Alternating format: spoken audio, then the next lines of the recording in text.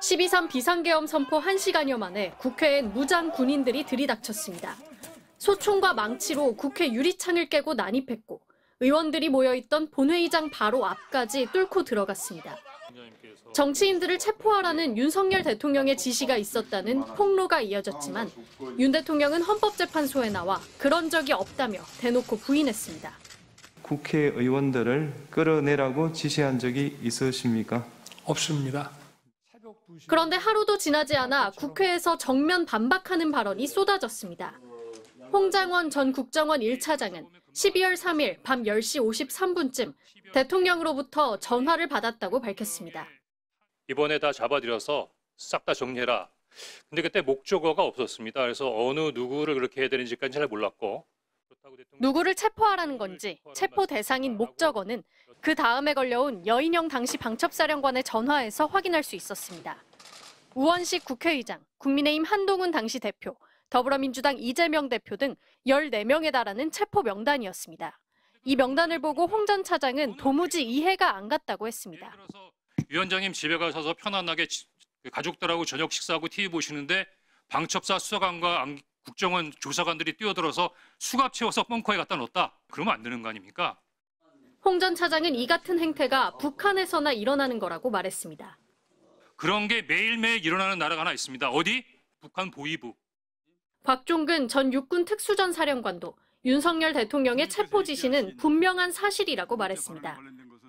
분명하게 제가 사실이라고 다시 한 번 더 말씀을 드리고 12.3 내란 사태를 밝힐 국정조사 첫 청문회에 윤석열 대통령은 끝내 모습을 드러내지 않았고 야당 주도로 동행명령장이 발부되자 여당은 대통령 망신주기라고 반발했습니다. MBC 뉴스 김지인입니다. 홍장원 국정원 전 제1차장은 주관적인 의견을 전제로 지난달 비상계엄 당시는 2차 계엄이나 2차 군사 개입 가능성이 대단히 큰 상황이었다고 말했습니다.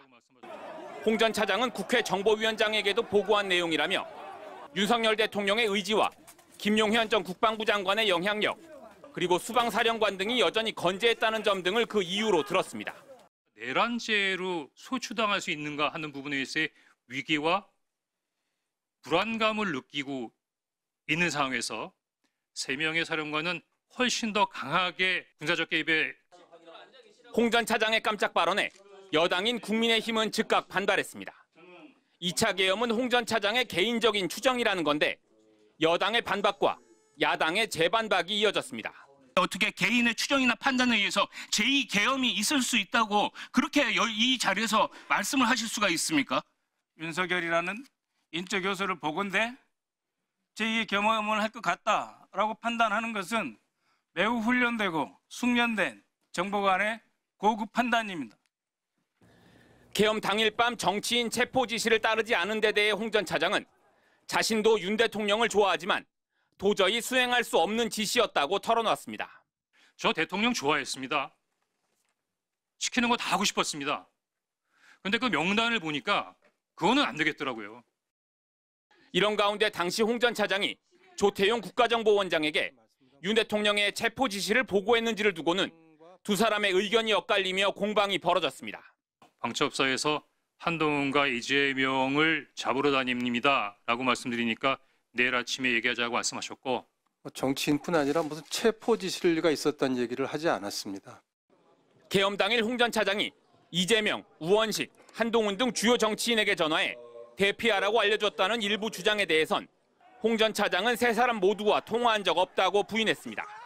MBC 뉴스 이기주입니다. 홍장원 증인에게 물어볼게요. 사직서를 내라고 했을 때 본인 입장 같은 것을 설명한 적이 있습니까? 뭐 못 내겠다든지 아니면은 왜 그러냐는지 그런 걸 국정원장과 대화를 나눈 적이 있습니까? 예. 무슨 이야기를 했습니까? 당일날 오후 4시경에 원장님께서 부르셔서 12월 4일입니까? 12월 5일입니다. 5일. 예. 예. 12월 5일 오후 4시경에 원장님께서 부르셔서 원장님 직무실로 갔습니다. 원장님께서 평소처럼 굉장히 따뜻한 목소리로 말씀하셨었는데 상당히 안타깝다라는 느낌이 묻어있는 목소리로 우리 정무직들이 다 그렇잖아요. 나도 마찬가지입니다. 라고 하면서 사직서를 내달라고 하셨습니다. 그때 이유를 물어보지 않았지만 저는 그 이유를 충분히 능히 짐작하고 남았습니다. 왜냐하면 12월 3일에 대통령께서 지시하셨는데 아마 4일, 5일 정도면 비상계엄 현장에 국정원 직원이 한 명도 출동하지 않았던 부분들을 확인할 수 있으셨을 테니까 이게 뭔가 국정원의 지시가 정상적으로 집행되지 않았다라고 생각하셨고 아마 거기에 따른 부분에 있어서의 경질이다. 지시에 대한 불이행에 대한 경질이다라고 저는 판단했기 때문에 두말 없이 예라고 했고 원장님께서도 사직서를 내주셨으면 좋겠습니다라고 말씀하셔서 예라고 말씀드렸고 그러면 인사기획관을 방으로 보내겠습니다라고 하셨습니다.